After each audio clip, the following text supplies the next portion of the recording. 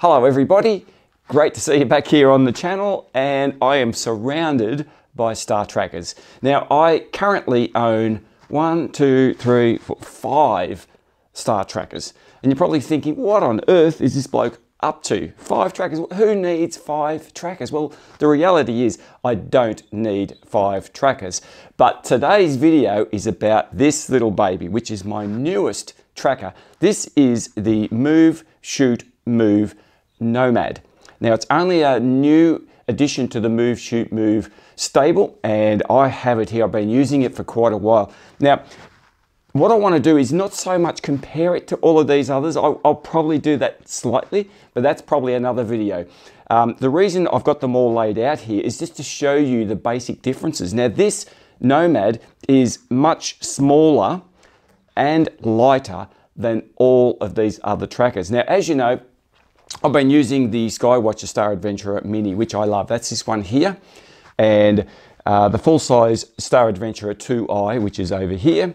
On my left here is the Ioptron Skyguider Pro. Now, I haven't used the Skyguider Pro for quite a while, mainly because there's nothing wrong with it, to be honest. It's actually got the iPolar built in, which makes polar aligning really accurate. But the problem with that is you need to carry some sort of computer device with you to actually do the polar aligning. I'm not a big fan of carrying computers around with me out there in the middle of nowhere. And this one, of course, is the Benro Polaris. And I've talked a fair bit at length about that baby. It's a tracker that promises the world and delivers, well, you know, maybe Tasmania. But anyway, we'll talk about that a little bit later. This video is about this baby, which is the smallest and lightest, and that is why I'm interested in this tracker. Now, the original Move Shoot Move rotator, I never really had much time for that, mainly because I have a number of friends who bought that, and it's small and compact and lightweight, no worries about that. But here in the Southern Hemisphere, they had a very unhealthy habit of unscrewing the main mount which held the ball head and camera and everything else, and the camera would suddenly swing around violently and potentially hit the tripod. I was not happy about that, so most of my friends were using Loctite or trying to work out some method of stopping that from happening. Now in the Northern Hemisphere this was less of a problem because it's rotating the opposite direction. But anyway, this new Move Shoot Move alleviates that issue totally because it's got a completely new method of holding the arrangement together, which I'm going to talk about. Now, the first thing I want to show to you is demonstrate the different weight between these 5 trackers. You can see already the different size. This is by far the smallest footprint of all of these. So I looked up the weights, I did my weighing, and I weighed everything. Now, the Star Adventurer Mini, this one, which has been my go-to tracker for the past probably 2 years, comes in at 2.2 kilograms. And I must say that includes a rotating base, which is not standard equipment on this, but I use them on everything. Also the Alan Wallace V-mount here and a ball head. So that's all of that, 2.2 kilograms. Now the same here with the Nomad. I've also got an Alan Wallace V-mount and a ball head and a smaller rotating base. Now this is the Move Shoot Move wedge base, which I use. Now it's not as big and heavy and as robust as the Skywatcher Star Adventurer base, but nevertheless it does the trick, and for this mount I think it's okay. But I've got a really small, lightweight, newer brand, so it's a pretty budget, cheap brand of rotating base, but it still works efficiently, and I think for this tracker it's pretty perfect. This one comes in at 1.55 kilograms. So this is 2.2, this is 1.55. The Polaris here is 2 kilograms. It doesn't need a rotating base, of course, because, well, it's its own little monster. The Star Adventurer 2i here is 2.7 kilograms, so it's quite bigger and heavier than all the rest. And the Skyguider Pro comes in at 1.9 kilograms. So anyway, the Nomad comes in quite a bit lighter weight. Now, the other thing is the footprint. This thing is tiny.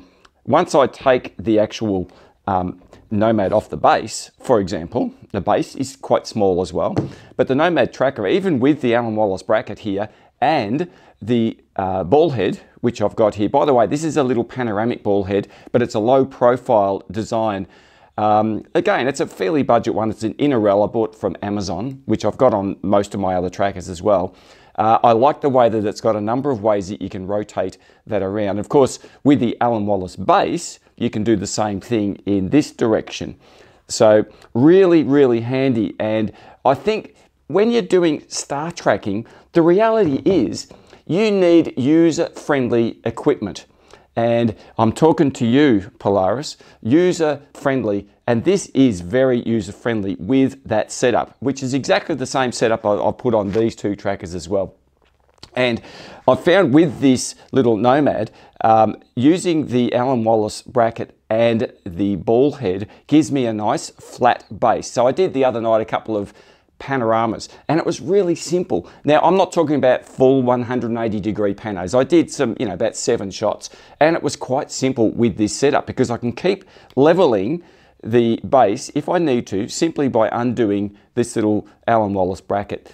So, Alan, rest in peace, brother, but your V and Z mount bases are still really helping a lot of landscape astrophotographers all around the world, my friend. So anyway, you can, and I did actually mount just the ball head onto the Nomad without the bracket, and that also works, but you don't get that level base to play with. And I reckon for the little bit extra weight and size, because it doesn't weigh much, it's worth having that particular arrangement. The other thing, which I will show you in a minute because I filmed a lot of stuff out in the field, was I'm using the same method of polar aligning using this Skylab's phone holder on this plate. Now, I'll come back to that a bit later.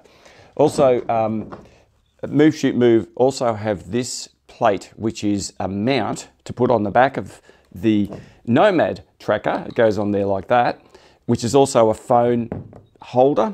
I find it a bit cumbersome. It's a little bit like a spider. It's a bit of a monster, to be honest, but it does work.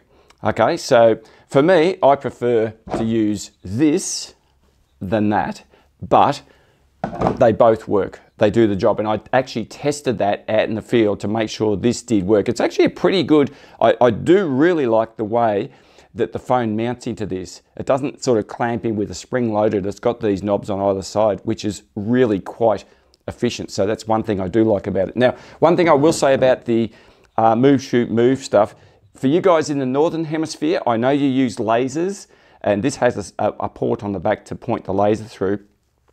Lasers are banned here in Australia. And even if I did have a laser, there ain't no Polestar app there to line a laser up to. So the whole concept of using a laser here just doesn't work. So that's why I use the bracket with the phone adapter to use Sky Safari software. Now, there's plenty of little apps you can get on a phone to do polar alignment. I've tried every single one of them for Android phones, and by far Sky Safari Plus 6 or 7 does a brilliant job. It works really well, better than PhotoPills, better than any other app. Now, I know there's a really good one for iPhone, which I don't use because I've got an Android phone. Anyway, what I want to do right now is take you out in the field. I'll show you how I set this up, and I'll show you some examples of images that I shot using the Move Shoot Move Nomad tracker. So I'm out here tonight shooting with this little Move Shoot Move Nomad star tracker, and I have to say to you, it's absolutely brilliant. The thing works beautifully. Now, I've been using it for a little while now, and I tell you what, it is really small and compact, and that is the #1 reason why I would use a tracker such as this. I mean, let's face it, I've got so many trackers at home, I don't really need another one, but this one is really, really small. So you can just throw it in the camera bag, take it anywhere you want. You know, the other thing that I really do love about this tracker is the fact that it is just a tracker. It doesn't do anything else. You turn it on and it starts tracking. No other buttons, no other things that it's supposed to do. I'm sick of some of these trackers that have just got so many features and you need to use phone apps and everything else to make them work. None of that with this little baby. All you do is charge it up. The other thing you can do is also plug in a USB power bank and keep it going even longer. But so far the battery's not run out for me, and I've been shooting it for quite a while. So currently here I'm shooting the Milky Way galactic core. It is absolutely beautiful out here. I tell you what, beautiful clear skies all around, and what better place to be testing out this baby. So I've got a few lenses with me, so I'll sort of run through. I'm using 20mm, 35 and 50mm lenses. So let's have a look. So there you can see the MSM Nomad tracker. It's tiny, it's really compact. I've also got the MSM wedge base, and I think personally that's a must-have. I know a lot of people use ball heads and things like that, but I think this wedge is nice and small and compact, and it works pretty well. It's not as solid as the Skywatcher Star Adventurer wedge, but it is still okay. You can see I've got the Nikon 20mm f1.8 lens mounted there currently, but I have been using it with the 35 and the 50mm lens tonight, and for all of those it's worked really well. Now firstly I want to show you my polar alignment method that I have used tonight. Well, it should come as no great surprise that I'm pretty much using the same polar alignment method that I use for all of my other trackers, and that's this Skylab's phone mount holder. Now the main difference between my other trackers and this one is this doesn't come with the standard sort of Vixen dovetail plate. This has a standard Arca Swiss plate, and of course the Skylab's mount doesn't come with that. So I had to do a little bit of manufacturing, and I've put believe it or not, I put a piece of wood on the bottom of this so that that will slide into this plate, and it does it quite nicely. And look, when I get back in the out of the cold, it's freezing out here at the moment, and my fingers are you can see my fingers are just not working. I can't get it in because I can't feel it. There we go. I need gloves, don't I? But anyway, I've got it in. So what I'm going to do is show you when I get back home tomorrow, or whenever I get to do the rest of this video, I'll show you the difference. But it works really well. So I'm just going to put my phone in here, do my polar alignment, and Bob will be your uncle. Okay, so I'm just going to get my Sky Safari 7 Plus app up and running, and I will put it into my phone cradle, as you can see there. And with this app, what you need to do is simply go to the compass down the bottom, click on that, and you can see there now that this simply needs to be rotated a little bit to come into the right place. Now, I've bought this cheap little small size rotating base, and you can see there I've now put that into the middle. I've just got to go up a fraction, so I'll do that as well by undoing this knob. Now this lever on the side here I find to be a little bit large, too large for my liking, but I'm going to undo it anyway, and then just move up and down. You can see I'm moving this knob on the Move Shoot Move Nomad base to get that centered, and then I just lock it down, which I'm putting a fair bit of force on that to make sure it's locked in. As you can see there now, we have perfect polar alignment, and that really only took me a couple of minutes max to get it polar aligned.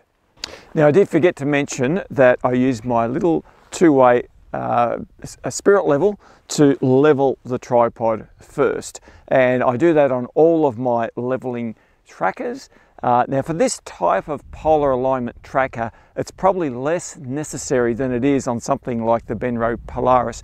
But you know, I think when you do these sorts of things often, it's good to get into a routine that works for every tracker and every tripod setup. So I do use that, and it's really small, easy to carry around. So from here, I just undo the base, take it off, and grab the actual Nomad tracker. Now remember I said it had an Arca Swiss plate, so that is a little bit different. So it's quite easy to mount though. I just stick it on there like that, slide it in, and do it up. And when you do this, it doesn't matter what sort of tracker you're dealing with. You just make sure you don't move the legs, you don't kick the legs. I do have some glow-in-the-dark tape here, and that helps a lot, because when you're dealing with trackers and tripods in general out in the night sky, it's dark out here, and it's really, really easy. So Once you start tracking, move away from the tripod because it's so easy just to bump it accidentally, and then you've got to go through the whole thing once more. And from there, of course, we'll be just mounting our camera up on the Arca Swiss plate on the top of my ball head. Now, I have an Alan Wallace V mount here, the same as I do on all of my trackers. I love that mount with a low profile ball head. It has a number of rotations. I can go this way on the top there, or I can do the same on the bottom and go around that way as well. And then it's just got a standard ball, so I can move the camera in every direction so that I can follow the stars up there, which are looking absolutely awesome. And of course, from here, I simply just shoot away and have a look at that gorgeous Milky Way sky up there in the background. So I'm going to get onto it now. I'll fill you in more in a minute when I get back home, which is actually not a minute, it's probably tomorrow, it might even be the next day, but who cares? I am going to show you now some images that I am shooting here tonight.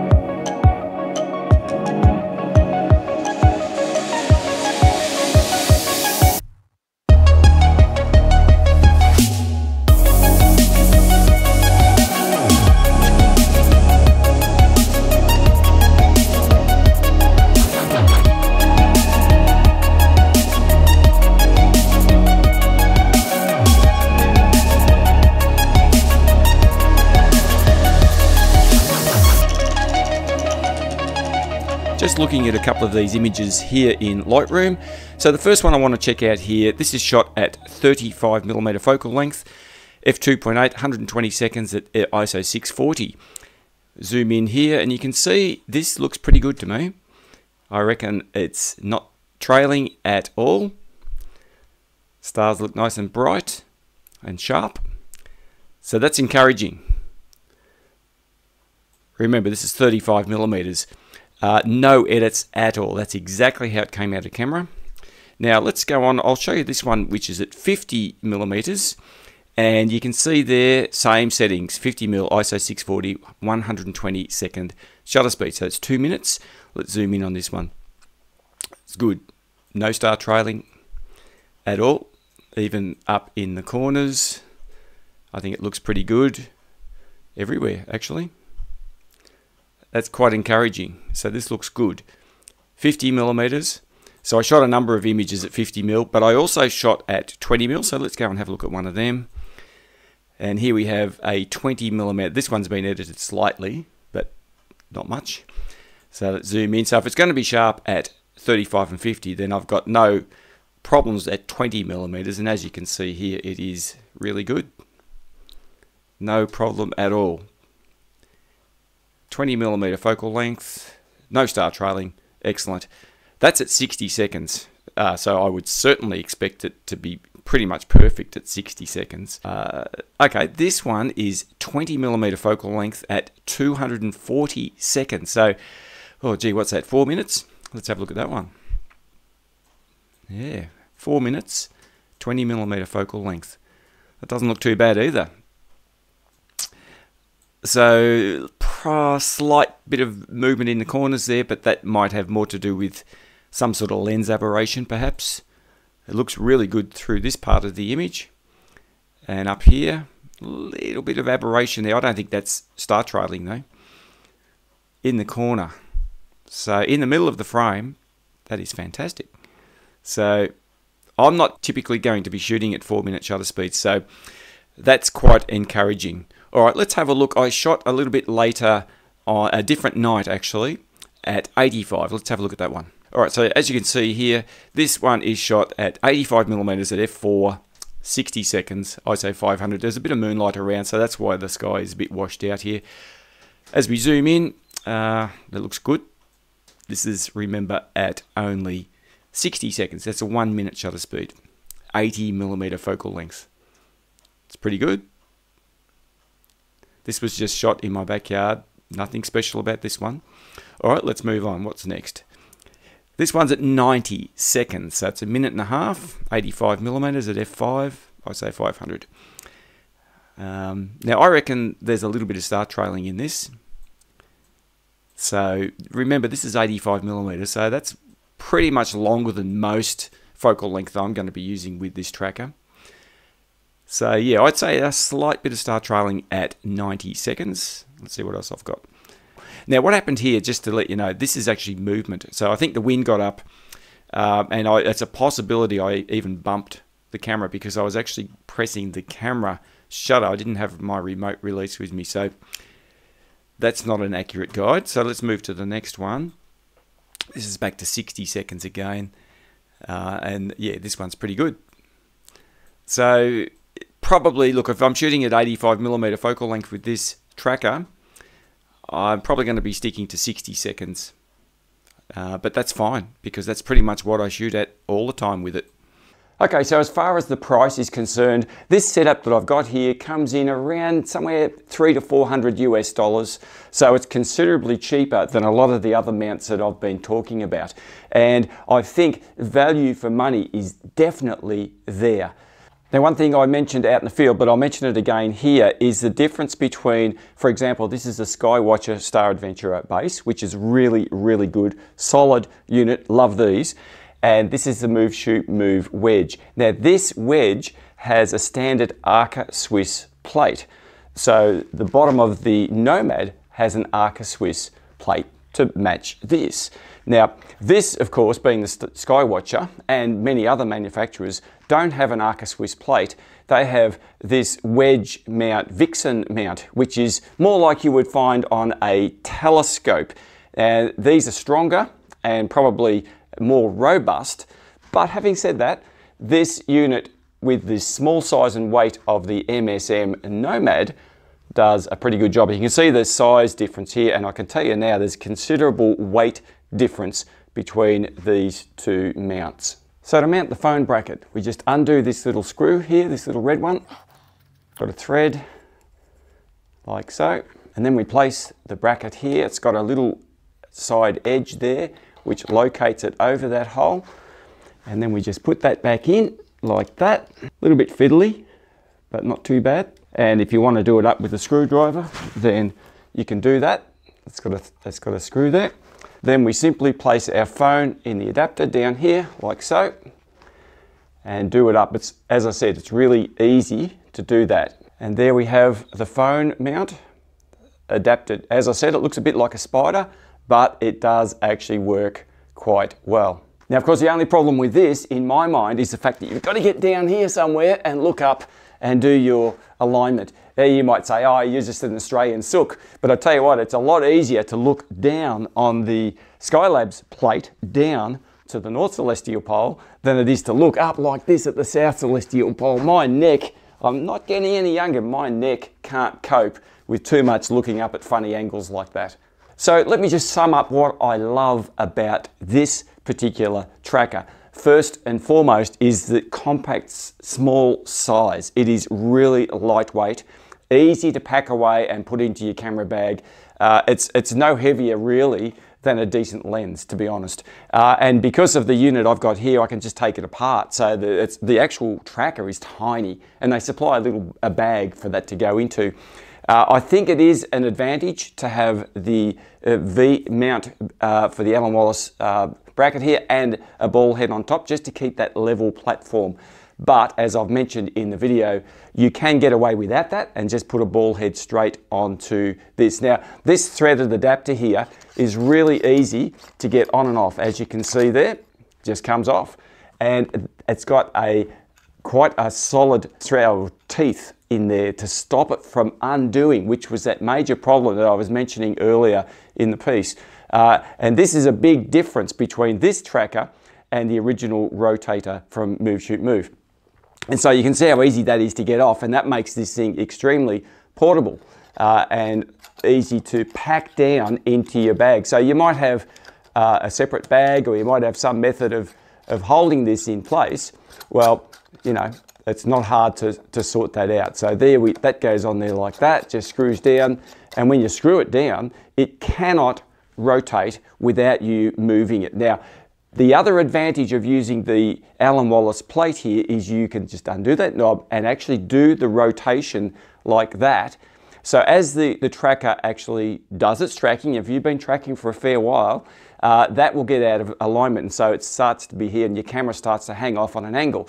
So by just simply putting that back to a level place, your camera now isn't putting so much strain on the tracker because it's more over the point of rotation, which is a great thing. Now, I didn't mention earlier, and I should do, is that there's a USB port, so you can power this with a power bank of any sort, and this will keep going for ages. Now, so far, I haven't had to use that because the thing has been going on my first charge for ages. I've had it for quite a while and I haven't recharged it. So that obviously means it's a very efficient battery inside this machine. As I said, the simple on-off switch for Northern and Southern Hemisphere is a plus. But if I was being slightly picky, and it's only being really slightly picky, that's a bit difficult to move. If in cold, I was out there in the cold weather the other night with gloves on, I find it really difficult to actually turn it on and off. But look, it's a very minor thing. If I had fingernails available, it wouldn't be a problem at all. I guess the advantage of that is it's not easy to accidentally turn on like some of the other trackers I've mentioned in the past. This one, you have to make it obvious, really push it on and off. And it only has an on-off switch, and I see that as a big plus. Now, as far as having to polar align, well, I've showed you how I do it with the Skylabs bracket, and you can do it with the Move Shoot Move phone adapter as well. Either way works beautifully. So all in all, would I recommend this mount? Absolutely I would. In fact, this mount is going to be going everywhere with me in the future. Why? Because it's so small and compact. Is it better than the Skywatcher Star Adventurer Mini? No, it's not better. But so far, it seems to be tracking just as well, and that's all I can ask from a tracker like this. Does it have the features of a Benro Polaris? No, it does not. And who wants all those features anyway? That thing sometimes becomes a brick. I'll tell you what, something simple and easy to operate like this, I love it. Simple is always better, and it's something we learn as we go along in our Nightscape photography adventures. I can tell you right now, if I'm going to spend an hour out there trying to align, polar align, or trying to get something switched on and off, that is a downer. I lose all my creativity. This unit has none of those issues. So anyway, thank you for joining me today. I love the fact that you have a look at all these trackers. I want you to compare, give me some questions, ask me what you think might be a plus or a minus with this tracker or any of the others for that matter. And I probably will do some sort of comparison video down the track with all of the trackers, maybe side by side. That's going to take a bit of work, but I'll see how I go with that. But if you want something simple, this MSM Nomad is certainly the choice. All right, I'll look forward to seeing you in the next video. Have a fantastic week. I'll see you later.